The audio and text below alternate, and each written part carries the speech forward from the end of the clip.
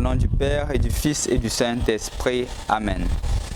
Évangile de Jésus-Christ selon saint Luc, chapitre 24, des versets 46 à 53.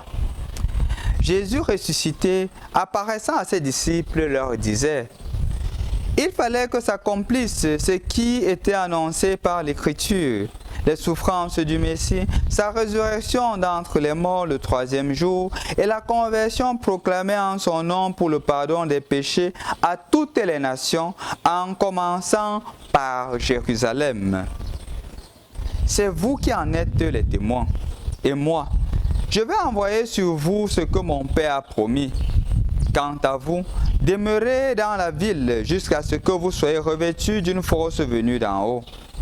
Puis, il leur amena jusque vers Béthanie et, levant les mains, les bénit. Tandis qu'il les bénissait, il se sépara d'eux et fut emporté au ciel. Ils se prosternèrent devant lui, puis ils retournèrent à Jérusalem remplis de joie. Ils étaient sans cesse dans le temple à bénir Dieu. Bonjour chers frères et sœurs dans le Christ et bonne fête de l'ascension de notre Seigneur Jésus-Christ. Nous avons une grâce forte.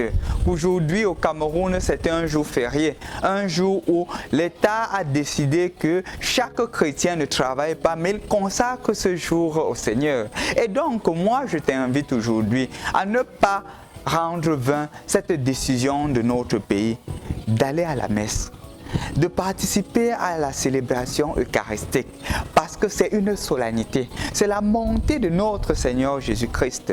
Et en effet, chers frères et sœurs dans le Christ, on précise clairement ici que le Seigneur s'en va et demande à ses disciples de patienter. La même chose, nous l'écoutons dans la première lecture d'aujourd'hui, tirée des Actes des Apôtres, où le Seigneur demande aux disciples de rester dans Jérusalem et de patienter la venue du Saint-Esprit. Et ce qui me marque davantage, c'est comment est-ce que l'évangile d'aujourd'hui se conclut. Les disciples restaient dans le temple à prier. Leur temps de patience était un temps consacré à la prière. Donc mon frère, ma soeur, je voudrais t'inviter aujourd'hui aussi à approfondir et à méditer le sens de la patience en rapport avec l'ascension. Jésus s'en va, mais il dit que pendant le temps de mon absence, je te demande de patienter. Reste là et tu patientes. Est-ce que nous patientons? Est-ce que nous sommes des personnes qui patientons? Est-ce que nous avons suffisamment la force de patienter? On peut le regarder dans plusieurs choses. Quand j'attends un enfant, quand je demande au Seigneur la grâce de l'enfantement, est-ce que je suis suffisamment patient ou je suis suffisamment patiente? Est-ce que quand je demande un boulot, je cherche un boulot, je demande cette grâce au Seigneur d'avoir un boulot, est-ce que je suis suffisamment patient? Quand j'adresse une prière au Seigneur, est-ce que je suis suffisamment patient? Ceci, c'est dans ma relation avec Dieu. Quand je suis en relation avec mon épouse et justement je lui demande de changer certains caractères ou certaines attitudes dans sa vie, est-ce que je suis suffisamment patient? La même chose à l'égard de mon époux, est-ce que je suis suffisamment patient? Quand je suis en relation avec les autres, est-ce que je suis suffisamment patient à leur égard? Il faudrait méditer sur la patience. Le Seigneur, en nous demandant de patienter, en demandant aux disciples, aux apôtres de patienter, nous demande aussi de cultiver en nous l'aspect de la patience. Parce que quand il n'y a pas la patience, il y a plusieurs conséquences. Et nous en connaissons. La conséquence de perdre la foi, la conséquence de se retrouver dans les églises de réveil, la conséquence de se retrouver dans les cercles exotériques, la conséquence de faire des choix inappropriés parce qu'on ne patiente pas. L'ascension du Seigneur est une invitation pour toi et pour moi de patienter. Regardez bien, il a passé 40 jours avec les disciples après la résurrection, comme nous l'écoutons dans la première lecture.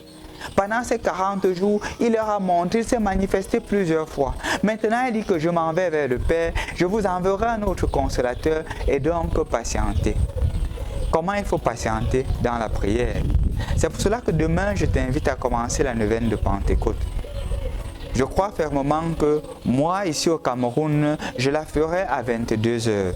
Si tu as des intentions de prière, tu peux les adresser, tu peux les envoyer, je les porterai aussi. Mais je t'invite aussi à te joindre à moi, à te joindre à nous, pour que nous puissions commencer cette neuvaine à l'Esprit Saint. pour que le Seigneur, l'Esprit Saint qui viendra sur nous, nous illumine, écoute nos prières et les exauce, spécialement qu'il bénisse nos familles. Parce que la neuvaine de Pentecôte de cette année dans notre archidiocèse de Douala porte sur les familles, les différents aspects, les différents secteurs de la vie familiale. Toi aussi, entre dans cette neuvaine de prière à partir de demain. Au nom du Père et du Fils et du Saint-Esprit. Amen. Bonne fête de l'Ascension de notre Seigneur Jésus-Christ.